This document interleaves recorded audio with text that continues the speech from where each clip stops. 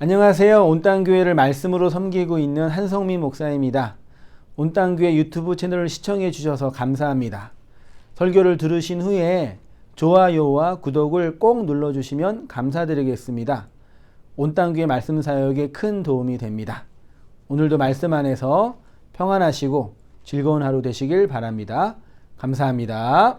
구독과 좋아요를 꾹꾹 눌러주세요. 감사합니다. 이사야 53번째, 53번째 시간으로요. 교회의 영원한 빛과 영광, 올람 오르라는 제목으로 말씀을 상고하겠습니다. 오늘도 또 일주일 만에 오신 분도 계시고 한 달 만에 오신 분도 계시고 6개월 만에 오신 분도 계신데 한번 앞뒤 옆 5줄까지 한번 친절하게 인사를 나누도록 하겠습니다. 안녕하세요. 네. 네. 저 멀리도 한번 보세요. 저기 또 한 몸에 두 생명이 있는 분도 계시고 또 한 달 우리가 한 주 빠지면 2주 만에 오시잖아요. 그렇죠. 2주 빠지면 3주 만에 오시기도 하고 매주 오시기도 하고 아무튼 그러는데 또 이렇게 매주 습관적으로 모이기도 하지만 또 반갑고 이렇게 말씀을 나눌 수 있는 또 이렇게 귀한 또 자리들을 또 이렇게 허락하고 계시는 하나님의 그 은총의 손길들을 또 생각하면 참 감사하고 좋고요. 아침에 말씀 나누다가 어떤 분이 그런 얘기를 하더라고요. 목사님, 이 묵시복음을 들으면 사람이 우울해지나요? 우울해지고 슬퍼지고 그러나요? 그래서 그분 삶이 좀 어렵나요? 그러니까 아니래요. 되게 돈도 많이 있으시고 건강하시대. 이상하다, 왜 그러지? 근데 그래서 이제 혼자 교회도 못 다니시고 또 혼자 그냥 집에서 인터넷으로 유튜브로 목사님 설교만 들으면서 계속 이렇게 몰입되면서 마이크 안 들린다고요? 네.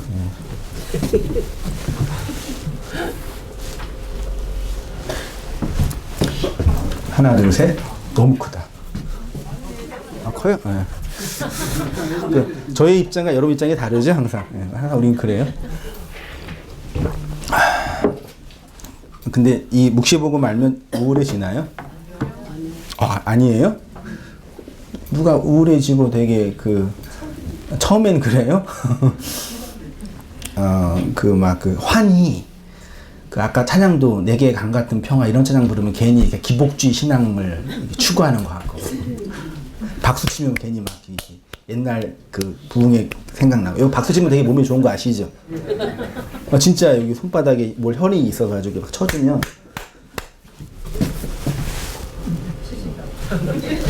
하우링 때문에 또 안 들리나요?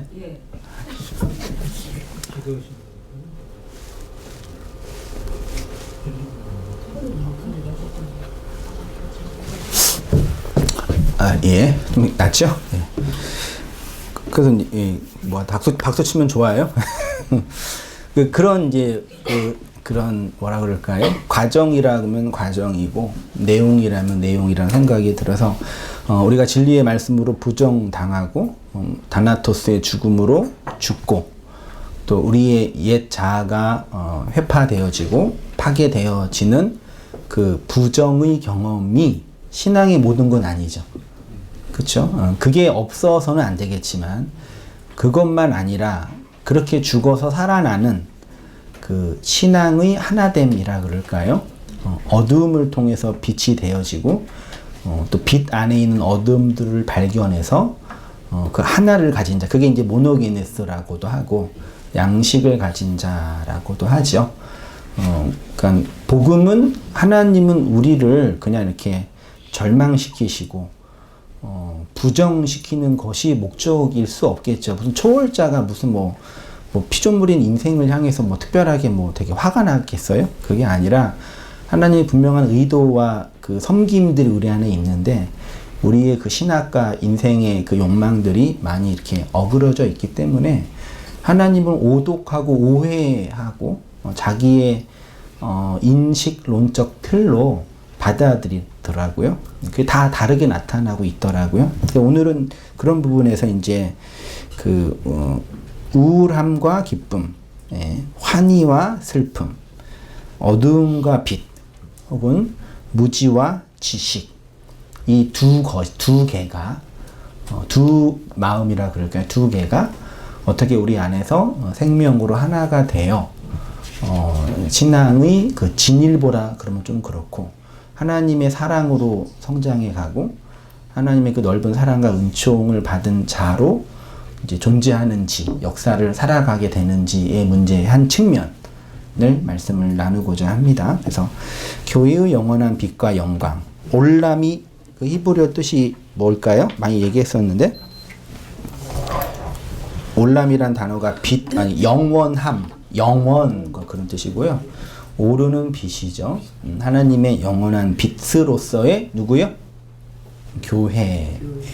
그래서 이사야 60장 이후부터 진술되는 어조 선지자 그 필자의 내면은 그 요한계시록에 있는 뒷장과 되게 유사해요. 그래서 요한계시록이나 그 선지자들의 이런 묵시론적인 환상은 이 역사를 뛰어넘는 하나님의 초월과 그 은혜에 대한 그 내적 경험의 환희 속에서 고백하고 있는 신앙의 고백들이에요. 그래서 이 땅 아래서 우리의 옛 자아나 율법적 자아가 부정되어지는 것을 통해서 어떻게 그 하나님의 은혜와 은총을 담은 자로 그 에게이로라 그러죠. 아나스타시스라 그러죠. 부활되냐 이 문제를 한번 성경의 빛과 관련된 용어로 옛성전과 관련해서 설명해 보도록 해 보겠습니다. 이사야 60장 1절부터 9절은 이방이 시온으로 돌아오는 이유와 광경 등을 그 종말론적인 환상 속에서 기록하고 있어요. 결국 여호와의 구속 사역을 통해 시온은 영광스럽게 되지요. 그리고 그 영광은 곧 하나님의 영광인 겁니다. 하나님은 시온에게 빛을 발하라. 60장 1절에죠. 빛을 내라 라고 명령하고 계셨죠. 근데 시온은 스스로 빛을 낼 수 있는 발광체가 아니라는 걸 나누었죠. 반사체이죠. 반사체가 어떻게 빛을 내냐? 발광체의 빛을 받아야죠. 발광체의 빛을 받았다는 얘기는 그의 존재가 어두움이라는 게 들통난 거라는 얘기죠. 그러니까 우리는 어두움의 빛이에요. 본질은 어두움이죠. 근데 그 어두움을 하나님 어떻게 빛으로 끄집어내냐가 하나님의 구속의 사역인 거죠. 그러니까 어두움에만 머물러 있으면 돼요, 안 돼요? 그러니까 어두움인 거예요. 맞아요. 어두움이죠. 근데 하나님은 성경은 그 어두움에서 끄집어낸다고 표현해내니까요. 너희는 어두움인데 빛이다 이렇게 얘기해요. 이 신앙의 이 역설이라 그럴까요? 이 뭐 빛이란 얘기야, 어두움이란 얘기야 이렇게 막 혼란스러울 수 있는데 뭐란 얘기 이렇게 말할 수 있는데 우리 안에 어두움이 있지요. 근데 그 어두움을 통해 하나님의 빛을 끄집어내죠. 그래서 신앙의 경험 속에서 슬픔도 있고 절망도 있지만 또 뭐도 있어요. 환희도 있고 기쁨과 평안도 있는 거죠. 이 양 감정이라 표현하는 이것이 항상 공존하는 걸 우리가 인정해야 돼요. 그래서 너무 심하게 기뻐하는 사람을 뭐라 그래요? 조증이라 그러죠. 그거는 좀 위험하죠. 너무 심하게 우울한 사람도 그것도 문제가 있죠. 그래서 항상 왔다 갔다 하면서 역사 안에서 그런 과정들이 있는 거죠. 아무튼 반사체입니다. 반사체는 자기가 어둠이라는 걸 들통난 자이죠. 그래서 반사체가 빛을 낸다라는 것은 자신에게 빛이 비추고 있다. 우리에게 그 빛이 비추어지고 있어요. 성도님들에게 그 하나님의 찬란한 올람오르 영원한 빛이 비추어지고 있습니다. 따라서 하나님은 이 역사를 어둠이라는 땅의 것을 통해 이 역사의 어둠이라는 땅의 것을 통해서 빛이라는 하늘의 것을 알려주시는 거죠. 악이라는 분리, 악은 분리죠. 악에서 구원해달라는 성도의 기도는 하나님과 하나 되게 해달라라는 탄원이라 그랬죠. 그래서 그게 선이라는 하나된 그리스도를 배우는 거죠. 그래서 죄를 통해서 하나님의 은혜를 알면 그 죄가 나한테 뭐가 된다고요? 선이 되죠. 그래서 로마서가 말하고 있는 것처럼 모든 것들이 합력하여 하나님의 하나됨, 선을 이루고 감사함으로 받으면 버릴 것이 없는 거예요. 감사함은 막 하나님 감사합니다 그게 아니라 감사라는 단어가 유카리스티아라는 단어인데 유는 좋은이라는 접두어고요. 카리스티아는 뭐 카리스 기뻐하다 은혜 그러니까 그 좋은 은혜로 그 뭐죠? 그 받으면 람바노 취하여지면 그게 선이 된다라는 얘기죠. 이 페이지로 가십니다. 이렇듯 빛은 바로 어둠을 내용으로 나타내고 있습니다. 혼돈과 공허와 흑암이었던 우리에게 하나님이 빛을 비추어서 그 흑암이 빛이 되게 하신 겁니다. 이렇게 하나님의 빛을 받은 성도를 성경은 빛이다 라고 선언하고 있습니다. 그래서 성경은 너희는 뭐였다고요? 어둠인데 빛이다. 그러니까 빛으로 살아라. 빛으로 걸어가라 라고 하죠. 어둠의 빛이 비추어 그 어둠이 폭로된 자들만 빛의 나라로 함몰되고 예속되어 하나님의 영광을 드러내는 교회가 되는 거죠. 그러면 이제 그 빛, 진리의 빛이 어떻게 성도 안에서 비추어지고 나타나게 되냐, 비추어지냐, 어떻게 우리가 그 빛을 비추냐의 문제를 다루도록 할게요. 창세기 1장 2절 이하 같이 한번 읽어보겠습니다. 시작. 땅이 혼돈하고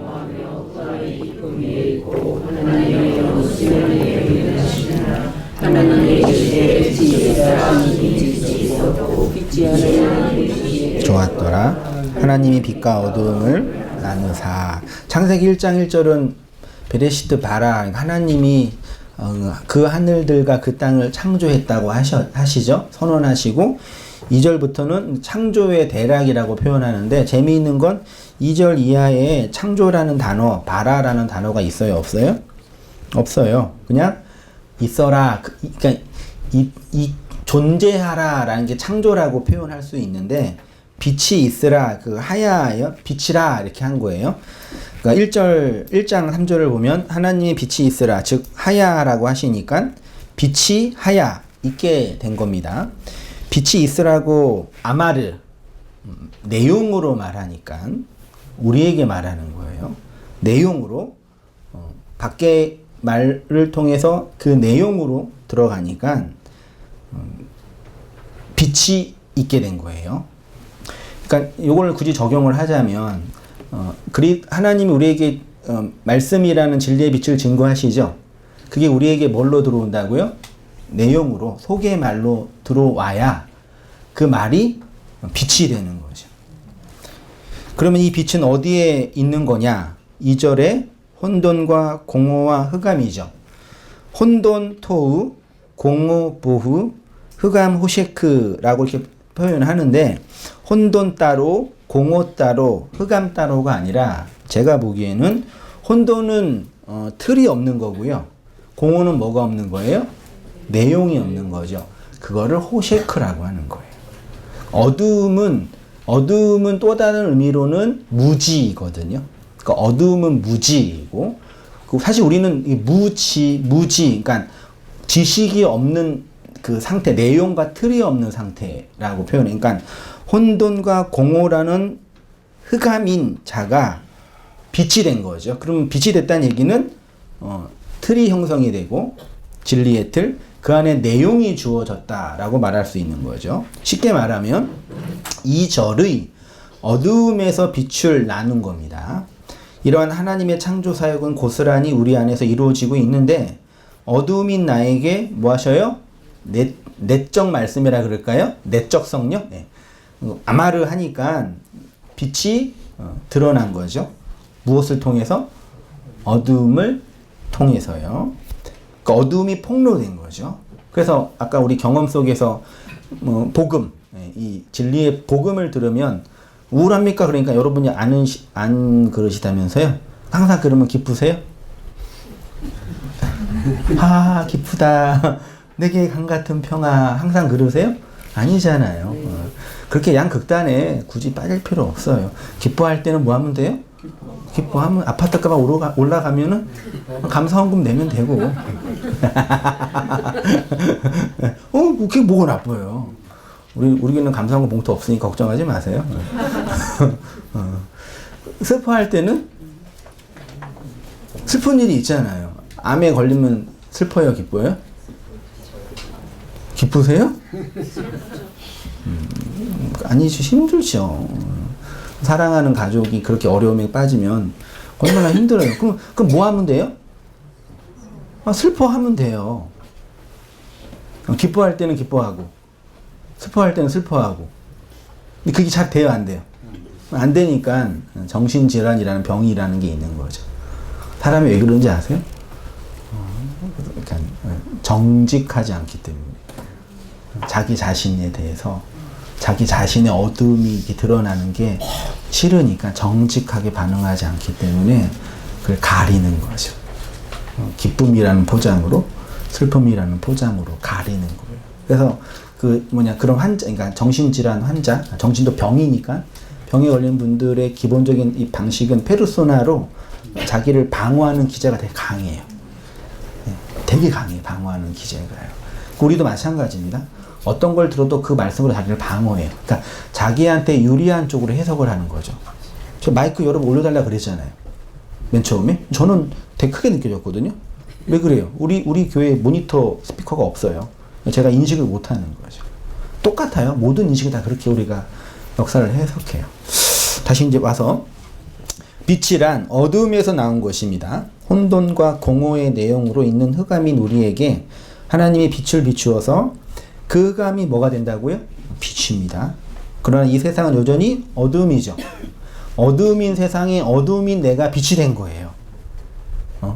그 되게 가변적인 경험인 거예요, 사실은요. 이 세상은 여전히 어둠이에요. 나도 어둠이든 어둠이죠. 그래서 우리가 살고 있는 이 세상은 밤과 낮, 어두움과 밝음, 어두움과 빛이 공존하는 거죠. 그래서 어두운 이 세상에서 그 빛을 증거하기 위해 누가 오신 거예요? 예수가 오셨다고 하죠. 요한복음 1장 1절, 창세기 1장과 비슷한 구조죠. 같이 읽어보겠습니다. 시작. 태초에 말씀이 계시니라. 이 말씀이 하나님과 함께 계셨으니 이 말씀은 곧 하나님이시라. 그가 태초에 하나님과 함께 계셨고 만물이 그로 말미암아 지은 바 되었으니 지은 것이 하나도 그가 없이 된 것이 없느니라.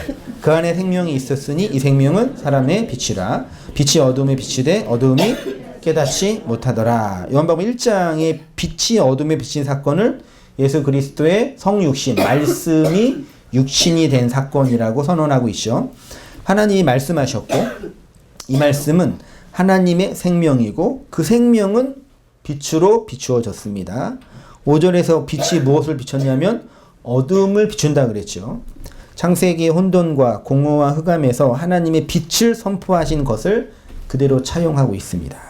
그 빛이 어두움에 비치고 있는데 그 어두움이 깨닫지 못했죠. 뭘요?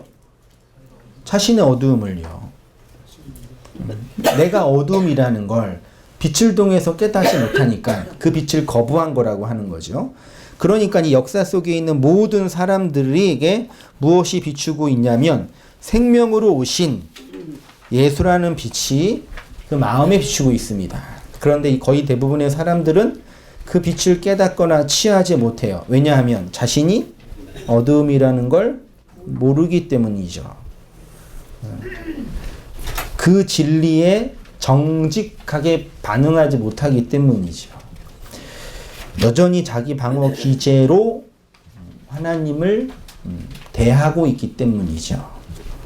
그런데 인간의 한계는 어떤 사람도 주체적으로 자신의 어둠이라는 걸, 자신이 어둠이라는 걸 인정하거나 깨달을 수 있어요? 없어요? 없지요. 그래서 하나님이 그 진리로 우리를 공격하고 들어오시니 그 공격과 죽음 속에서 우리가 감정적으로 고통과 아픔을 경험하게 옛것이 무너지는 그런 경험이 있는 거죠. 더불어 그 이유 중에 하나가 오직 성도만 자신의 어둠을 자각하는데 그 안에 그 빛을 증언하는 요한의 사역이 나타나고 있기 때문입니다. 볼게요. 요한복음에서 요한은 세례 요한과 사도 요한으로 구분되지요. 요한복음은 구분하지 않고 있어요. 근데 우리 입장에서 구분이 돼요. 세례 요한은 구약의 마지막 사도가 아니라 선지자이고 신약의 문을 연 선지자이죠. 세례 요한은 그다음에 사도 요한은 신약 성경의 마지막이면서 종말의 시작인 거죠. 세례 요한은 첫 번째 성전을 상징하고 사도 요한은 두 번째 성전을 상징해요. 첫 번째 성전도 무너지고 두 번째 성전도 무너져야 몇 번째 성전이요? 세 번째 성전이 세워지죠. 그 세 번째 성전을 뒤에 나중에 보겠지만 그리스도의 머리 되심으로 모인 교회다, 빛이다 라고 표현해요. 그래서 세례 요한은 머리가 잘려졌죠. 사도 요한은 아들이 됐죠. 어디에서요? 십자가 아래서 예수님이 엄마한테 여자여 보소서 아들입니다. 그 아들이 누구라고요? 사도 요한이라고요. 십자가를 통해 성도 안에서 경험되는 거죠. 모두 십자가 안에서 경험됩니다. 하나님은 우리에게 첫 번째 성전이라는 이 코스모스라는 세상을 주셨죠. 그래서 성경 전서가 기록되기, 성경 문자, 기록된 하나님의 말씀이 있기 전에 기록된 성경이 어디에 있었다고요? 이 천하 만물, 해, 달, 별, 인간의 양심, 강, 산, 이게 다 뭐라고요? 하나님의 말씀이죠. 이 말씀을 통해서 아래에 있는 상으로 주어진 이 아래에 있는 것을 통해서 그걸 주신 누구를 알라고? 하나님을 알라고 말씀을 주셨는데 사람들은 그 말씀을 뭘로 바꿔요? 땅에 있는 형상과 모양으로 바뀌어서 섬겼죠. 네, 하나님으로. 그래서 그 말씀으로 하나님을 알지 못하니까 그 보이는 이 세상의 내용을 설명할 말씀을 줬는데 그 말씀이 뭐라고요? 그게 성경 전서라고 했잖아요. 성경은 히브리인들에게만 주셨습니다. 이들은 이 성경을 필사도 하고 읽기도 하고 암송도 하고 수많은 계명과 규칙을 만들며 열심히 지켰죠. 그 안에서 설명되고 있는 진의, 즉 예수 그리스도를 보지 못하고 그래서 말씀의 진짜 내용인 예수가 왔음에도 불구하고 그 예수를 어떻게 했어요? 살해했잖아요. 성경을 완성하러 오신 예수를 못 알아먹고 자신들의 의를 지키기 위하여 예수를 살해한 거죠. 하나님의 구속 경륜은 이렇게 성경 문자, 다시 말해 말씀으로 오신 예수를 십자가에 세우심으로 육체 예수를 죽이심으로 우리에게 뭘 보내줬다고요? 영을 보내준 거죠. 그래서 자연 만물의 문자든 성경의 문자든 그 문자를 내용, 다시 말해 영으로 보지 못하면 그 문자에 뭐 하는 자가 돼요? 갇힌 자, 얽매인 자가 되는 거예요. 그래서 예수님 오셔서 어떻게 하신 거예요? 그 문자를 부신 거예요. 그 이야기가 요한복음 2장 18절에 있습니다. 같이 읽어보겠습니다. 시작. 이에 유대인들이 대답하여 예수께 말하기를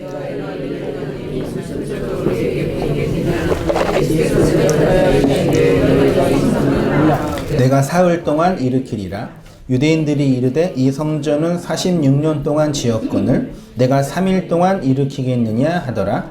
그러나 예수는 성전된 자기 육체를 가리켜 말씀하신 것이라. 죽은 자의 육체에서 살아나신 후에야 제자들이 이 말씀하신 것을 기억하고 성경과 예수께서 하신 말씀을 믿었더라. 지금 예수님이 헐라고 한 그 성전은 눈에 보이는 성전이죠. 솔로몬 성전이 아니라 솔로몬 성전은 무너지고 스룹바벨 성전도 무너지고 헤롯이 지은 성전이죠. 그게 첫 번째 성전, 두 번째 성전, 세 번째 성전 그런 물리적 성전이 아니라 이 헤롯 성전이 그러니까 이 눈에 보이는 헤롯 성전이 아니라 이 니네가 성전이라고 지금 보고 있는 이 성전의 내용은 뭐란 얘기예요? 자기 자신이라고 하는 거예요. 네, 이해되셨어요? 그게 육체 예수의 성전이란 얘기예요. 그러니까 첫 번째 성전은 이 세상 아래 코스모스라고 하는 순서와 차서로 준 이 세상의 눈에 보이는 것으로 준 성전이에요. 그게 그러니까 하나님을 알라고 준. 근데 그 성전으로 하나님을 알지 못하고 자기가 원하는 욕망으로 만들었잖아요. 그래서 두 번째 성전이 누가 온 거예요? 예수가 온 거라고요. 그러니까 이 말씀을 하면서 사람들은 저 성전을 헐라라고 할 때 뭘 본 거예요? 헤롯 성전 건물을 본 건데 예수님은 뭘 얘기한 거예요? 나를 얘기한 거. 내가 성전으로 무너져야 세 번째 성전. 세 번째 성전. 내 육체가 무너져야 나의 머리로 예수의 머리, 그리스도의 머리 대심으로 세워지는 몇 번째 성전? 세 번째 성전으로 에게이로 아나스타시스 세워진다라는 얘기죠. 그러니까 첫 번째 성전과 두 번째 성전은 이 아래로 주어진 나의 성전이에요. 이 율법적 이 욕망, 선악과 먹은 나가 있는 성전, 나예요, 쉽게 말하면요. 근데 그 예수가 성전으로 무너져서 세 번째 성전은 누구의 성전이에요? 그리스도의 머리 대심으로 연합된 성전이에요. 그러면 그건 누구의 성전이에요? 그리스도의 성전이면서 나의 성전이에요. 여러분 신약 성경에서 교회라는 개념 자체는 이미 무슨 개념이에요?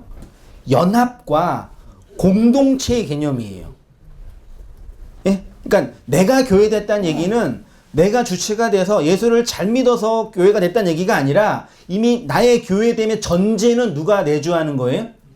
그리스도가 나의 머리로 연합되어 있는 거예요.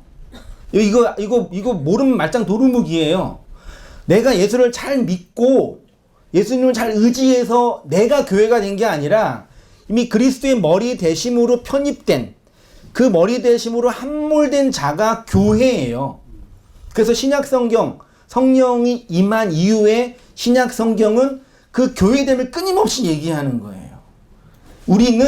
여러분은 그리스도의 머리 대심으로 이미 연합된 자들이라니까요. 믿으십니까?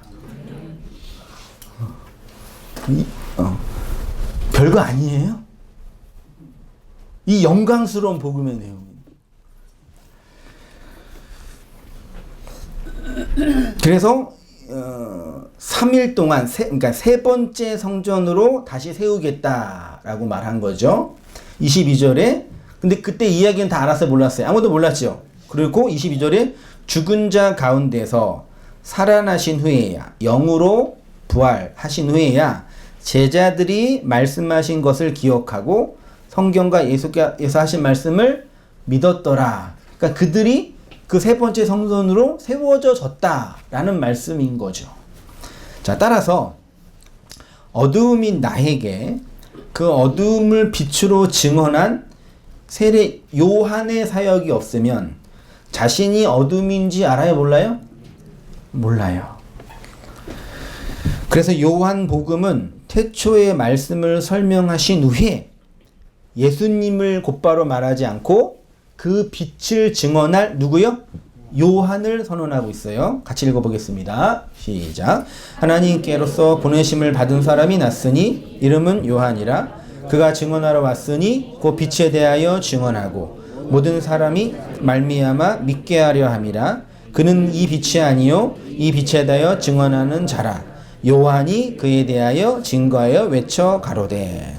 요한복음도 사도 요한으로 시작하고 요한계시록도 누구의 글로 시작해요? 요한계시록 자체가 요한의 글이잖아요. 그래서 성경은 이렇게 요한을 통해서 완성이 됩니다. 그래서 구약은 세례 요한을 통해서 완성이 되고 사복음서는 요한복음을 통해서 완성이 되며 성경 전체는 요한계시록으로 완성이 되지요. 사람들은 첫 번째 성전인 자연 만물을 열심히 섬기면서 희생 제사를 드렸죠. 우상을 만들었다는 뜻이에요. 그래서 그 죄를 지적하기 위해서 마태는 살인하는 죄의 문제를, 마가는 간음하는 문제를, 그리고 누가는 거짓말하는 문제를 다루었던 거예요. 두 번째 성전을 받은 히브리인들도 이방인과 똑같았습니다. 그래서 두 번째 성전도 무너뜨리시고 세 번째 성전으로 다시 부활하신 것입니다. 그런데 이 세 번째 성전은 그리스도와 교회의 연합인 거예요.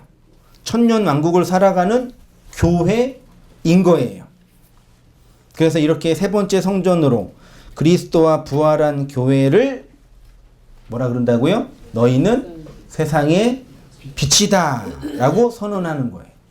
이 어두운 세상에 빛이 되었다는 것은 스스로 빛을 내는 발광체가 아니라 어두움이 빛으로 폭로되는 반사체예요. 그러니까 성도의 빛됨은 두 가지가 항상 함께 있는 거죠. 자신의 어두움을 자각하는 것과 그 어두움을 통해 드러나는 그리스도의 빛됨을 자각하는 것으로 드러나요.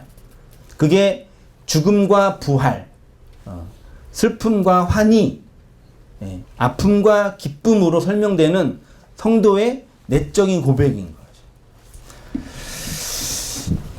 거죠. 다시 창세기 1장 4절로 보면 빛이 어디에서 왔다고 하냐면 어디에서 왔다고요? 어두움에서 왔어요. 사모님 저거 온도 한 1, 2도만 내려주세요.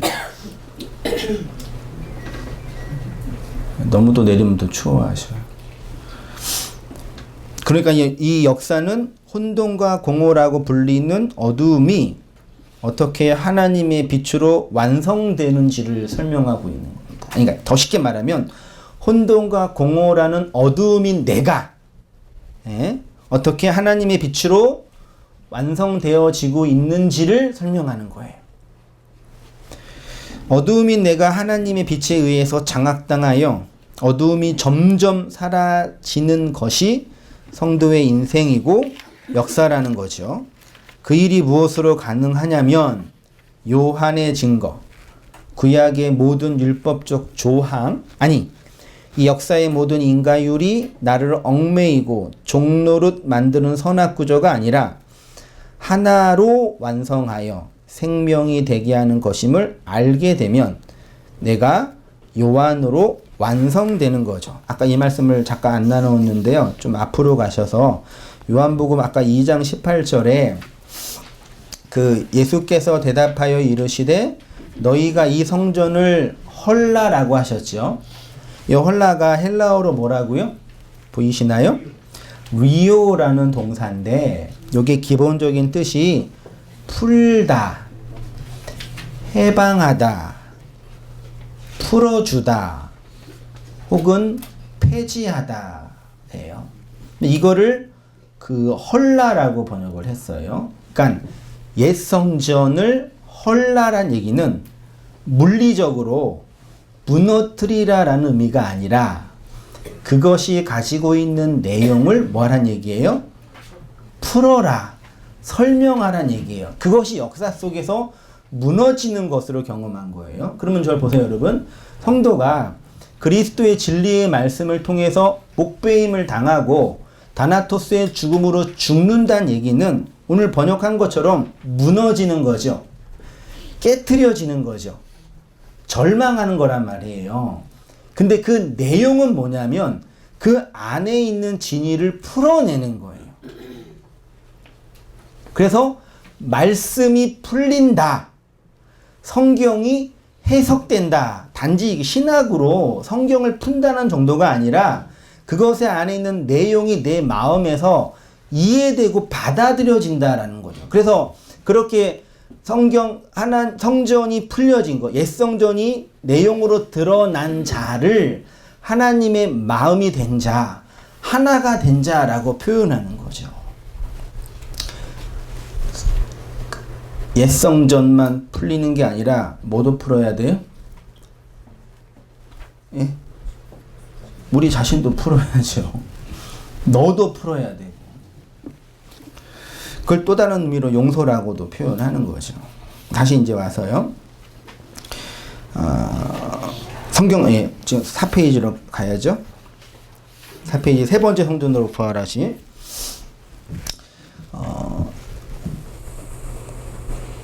사람들은 첫 번째 성전인 자연 만물을 열심히 섬기면서 희생 제사를 드렸습니다. 그래서 마태와 마가와 누가가 말하는, 이거 아까 읽었네요. 한 달 내려와서 하나님의 빛을 함몰되는 성도요.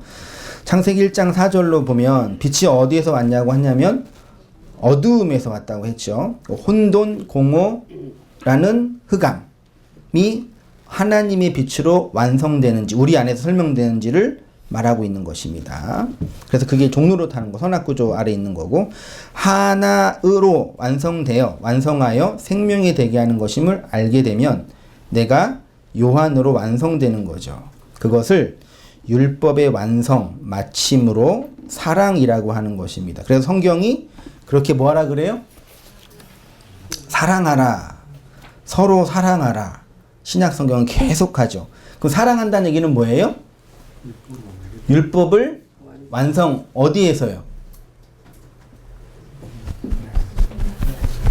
옛 성전을 풀어주라. 내 안에서 율법이 완성된다 라고 말하는 거죠. 마태복음 22장 37절, 로마서 13장 9절 같이 읽어보겠습니다. 시작. 예수께서 이르시되 내 마음을 다하고 목숨을 다하고 뜻을 다하여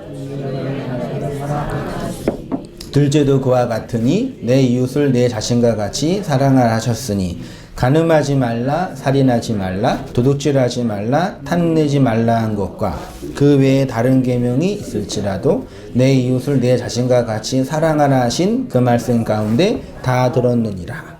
사랑은 이웃에게 악을 행하지 아니하나니 그러므로 사랑은 율법에, 그러니까 이거 다 아시겠지만 성경에서 사랑하라, 서로 사랑하라는 얘기는 다른 사람들한테 배려하고 이해하라는 측면이 아니에요.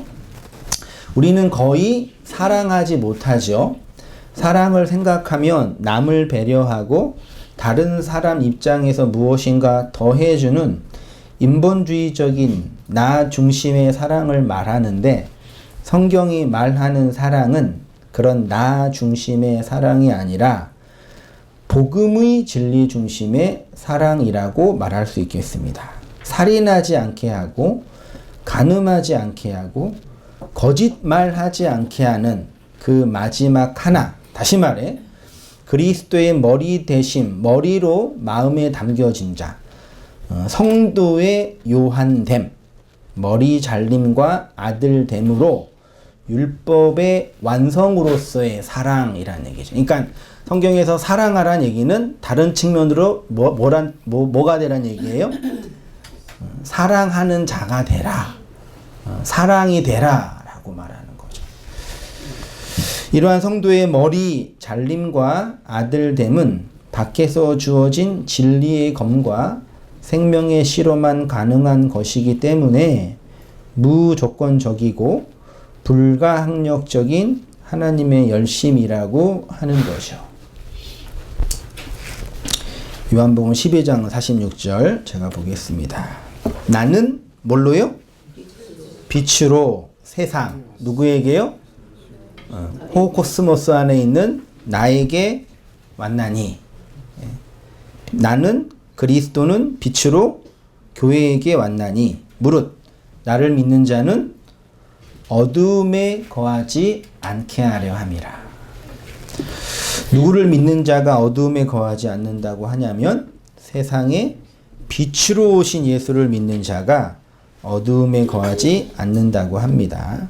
이 그리스도의 빛을 통해서 어둠에서 빛으로 돌이킨 경험을 한 사람이 바울인데 우리의 모습을 대변하고 있어요. 사도행전 9장 3절 이하 같이 보겠습니다. 시작. 사울이 행하여 다메섹에 가까이 가더니 호련히 하늘로서 빛이 저를 둘러 비추는지라. 사울이 땅에서 일어나 눈을 떴으나 아무것도 보지 못하고 사람의 손에 끌려 담에석으로 들어가서 이렇게 돼가지고 이제 어디로 간 거예요? 눈이 이제 안 보이게 된 거죠. 그 아나니아한테 갔죠. 아나니아 맞나요? 맞을 거예요. 가서 뭐 받았어요? 안수를 받으니까 눈의 비늘이 벗겨지면서 본 거죠. 그러니까 자신의 어둠이 들통나 빛을 본 거죠. 그 이야기를 이제 간증처럼 이렇게 얘기합니다. 제가 볼게요. 사도행전 26장 18절. 그 눈을 뜨게 하여. 바울의 소명 기사 중에 하나인데 그 뭘요? 눈은 다 떠 있잖아요. 그렇죠? 눈 떠 있잖아요. 감으신 분 계시네? 사탕 드세요? 맛있는 사탕. 그 눈을 뜨게 하여, 그러니까 무지의 눈, 어둠의 눈을 뜨게 하여 어둠에서 어디로요? 빛으로. 그게 이제 사단의 권세에서 어디로요? 하나님께로 돌아오는 거라고 하는 거죠. 바울이 사도행전 9장에서의 개인의 회심 경험이 곧 그의 사역의 본질이 된 거예요. 그 빛을 증언하는 사역이 된 거죠. 근데 그 빛의 증언은 자신의 어둠이 들통나게 하는 증언이라는 얘기죠. 그러니까 누구든지 그리스도의 말씀을 들으면 첫 번째로 반드시 뭐가 드러나요? 나의 어둠, 그걸 무지라고 하는 거예요. 무지의 다른 측면은 뭐예요? 내가 모르는 게 무엇인지 아는 거예요. 내가 모른다는 걸 아는 걸 무지가 드러났다는 얘기예요. 그러니까 정말 무식한 사람은 자기가 무식하다는 걸 알아야 몰라요. 모르죠. 그러니까 내가 무지하다는 게 들통난 건 얘기는 나의 무지함이 지식으로 드러난 거예요. 그걸 지혜라고 하는 거예요. 지식이라는 내용을 통해서 무지가 드러났으니 지혜로운 사람이에요. 그러니까 지식을 붙잡으면 돼요, 안 돼요? 지식 공부해야죠. 배워야 되고 알아야 되죠. 근데 그걸 붙잡아도 그 지식으로 구원 못 받는다는 얘기예요. 아무리 헬라어, 히브리어, 뭐 할아버지, 할머니 뭐 다 해도 그건 그냥 지식 나부랭이에요. 좀 저처럼 이렇게 기억력 별로 없는 사람은 지난 설교도 까먹잖아요. 왜 나만 갖고 그래요? 다 마찬가지면서. 그러니까 까먹는 건 자연의 법칙이에요. 근데 까먹어도 까먹지 않는 게 있죠. 그걸 지혜라 그런다니까요. 모르면 구원 못 받아요, 여러분. 네? 근데 우리는 다 알아요, 몰라요? 다 모르죠. 다 모르니까 걱정이 되죠. 그래서 어떻게 해요? 구원의 확신을 가지려고 노력하잖아요. 왜곡된 방식이란 말이에요. 모르는데 다 모르지만 아는 게 있어요. 이걸 어떻게 표현하면 좋을까? 내가 아버지의 아들이라는 걸 알아. 네. 아버지에 대해서 다 모르지만 내가 우리 아버지 아들이라는 걸 알아. 그거면 되죠. 그러면 유산도 받을 수 있잖아요. 아버지 돌아가시면. 아버지 아들인 걸 내가 알면. 네. 적절한 예인지 모르겠지만 하나님이 우리에게 원하는 그 관계는 그거잖아요. 근데 무지라는 왜곡된 편견에 갇혀 있기 때문에 지식이라는 정보로 그걸 하나하나 밝혀내시는 거예요.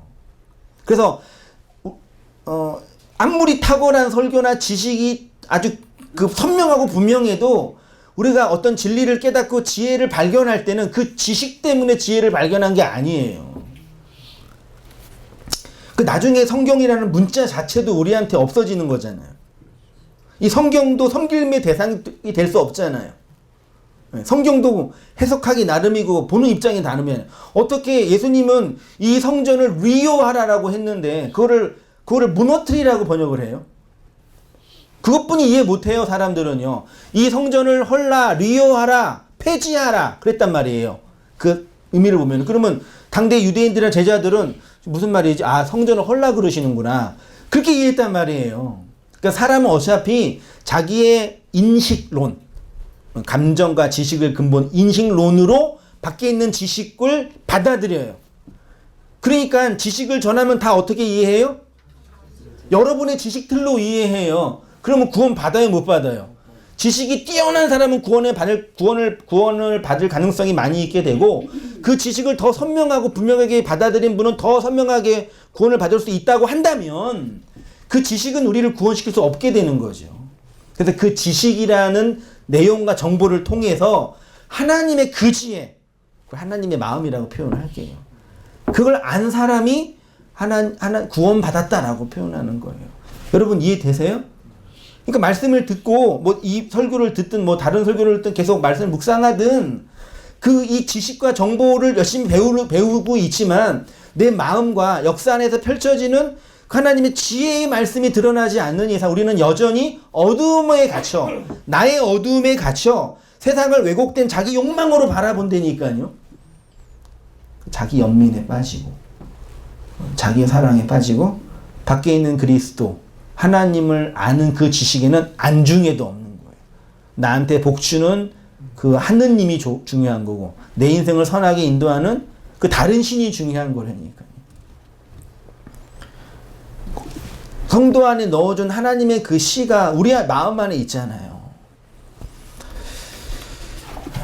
눈을 뜨게 해서 어두움에서 빛으로 그게 사단의 권세에서 하나님께로 돌아오게 하는 거죠.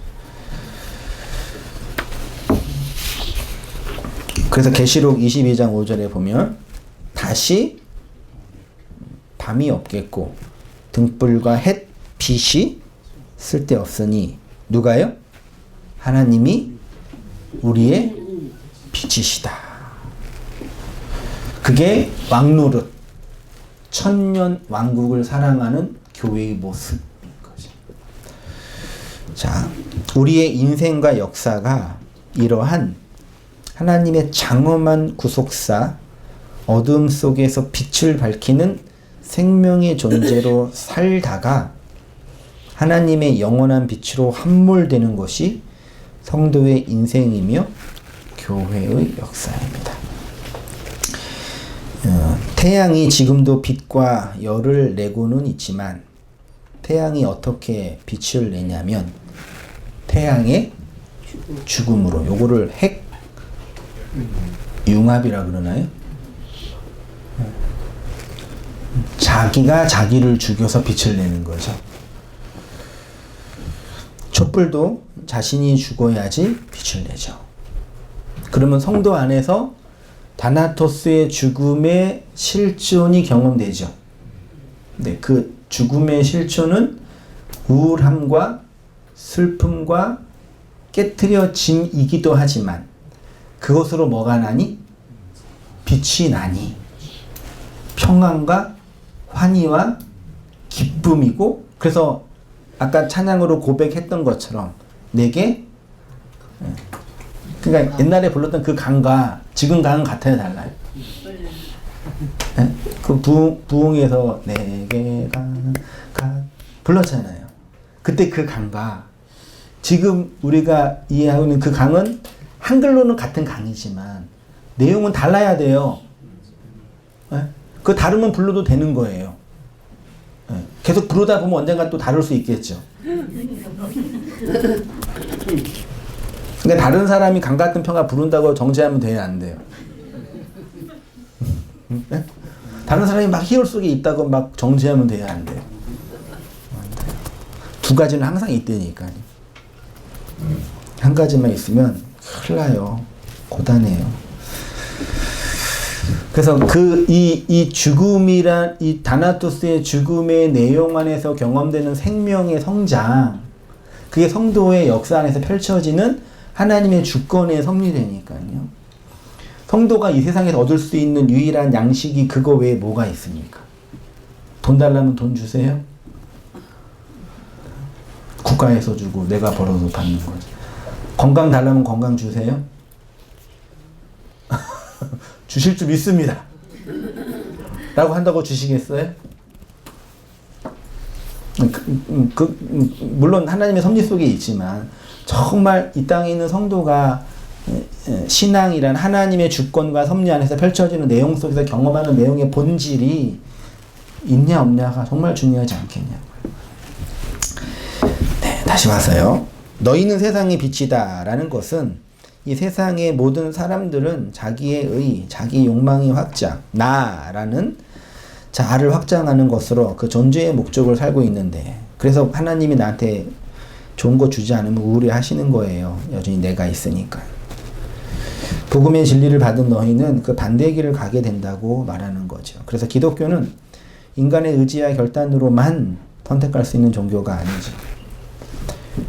그렇게 선택하는 종교라면 누구나 예수 믿고 누구나 기독교인이 된. 저도 나이 우리 성도님께 비해서는 얼마 안 되지만 살아가면 살아갈수록 늘 느끼는 거지만 내가 어떻게 이거를 알게 됐냐라는 것도 되게 충격이지만 사람들이 잘 이해 못하는 게 되게 당연한 거구나. 그런 느낌 제가 받을 때가 많아요. 진짜 하면 할수록. 이렇게 사회생활 하면 할수록 이게 저분들이 이해 못하는 거 되게 당연한 거네 진짜. 너무 이렇게 전도 막 하려고 이렇게 노력 안 하시겠지만 여러분들은 막 할 필요 없어요. 사실은 어떤 의미에서는 어떡하겠어요. 못 알아먹는데 뭐. 아무리 좋은 거 얘기해도 자기 마음에 안 들면 알아보면 못 알아먹어요.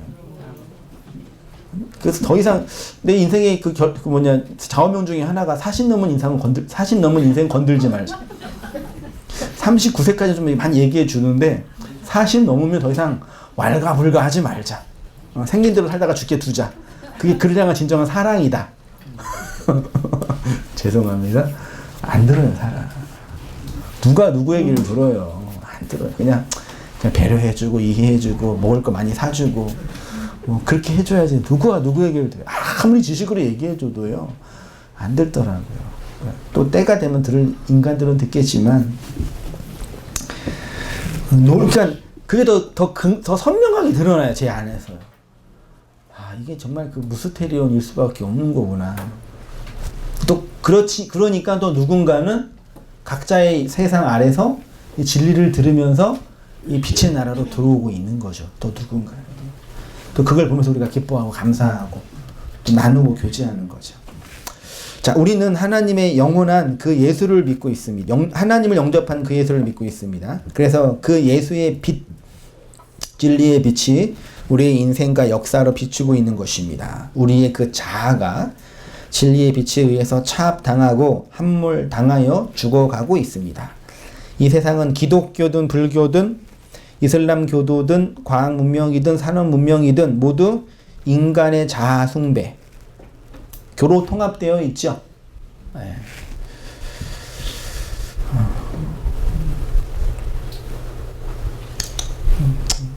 우리도 뭐 나가 채워줘야 되죠. 여전히 거기에서 자유로운 사람 없죠. 누가 자유로울 수 있겠어요.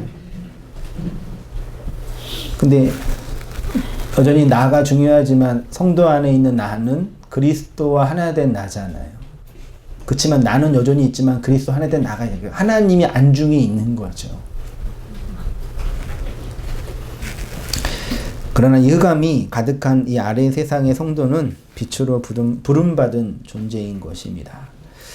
주 하나님의 찬란한 영광의 빛으로 말미암아 그 교회는 천년 왕국으로 하나님 나라로 살아가는 거죠. 그래서 계시록 마지막 장이나 계속 우리가 살펴보겠지만 이사야 60장 이후의 이야기는 그 천년 왕국 하나님의 완성된 이미 그 묵시를 경험한 선지자들의 그 찬란한 환희에 찬 영광에 찬 고백인 거죠. 그래서 이러한 신앙의 그 영광의 고백이 우리 안에서 고백되어지고 나타나는 거라고 저는 믿습니다. 이 영원한 그리스도의 빛 안에서 하나님의 영광으로 살아가는 모든 성도님 되시기를 주님의 이름으로 축원드립니다. 기도하겠습니다. 하나님 아버지, 그렇습니다. 오직 여호와가 우리의 영원한 빛이시고 그 하나님이 우리의 영원한 영광인 것을 고백합니다. 세상처럼 욕망하는 나로 하나님을 안중에도 두지 않는 자로 살았던 저희에게 그 생명의 씨로 목베이게 한 그리스도의 말씀으로 오셔서 그 하나님의 씨와 생명을 넣어주셔서 하나님의 영원한 빛으로 함몰될 영혼으로 인도하고 계시니 그 은혜를 붙잡고 은혜에 붙잡혀지며 살아가는 저의 모든 삶들 되어지도록 인도하여 주옵소서. 여전히 우리 안에 있는 불순종과 어두움과 그 나를 위해 살고자 하는 욕망에 휩싸여서 넘어지고 좌절할 때도 있지만 변화되어지는 세상에서 그 하나님의 영원한 오롯이 세워주는 진리 붙잡고 그 그 은혜로 살아가는 저희의 모든 삶들 될 수 있도록 아버지 인도하여 주시옵소서. 감사드리며 예수님의 이름으로 기도합니다. 아멘.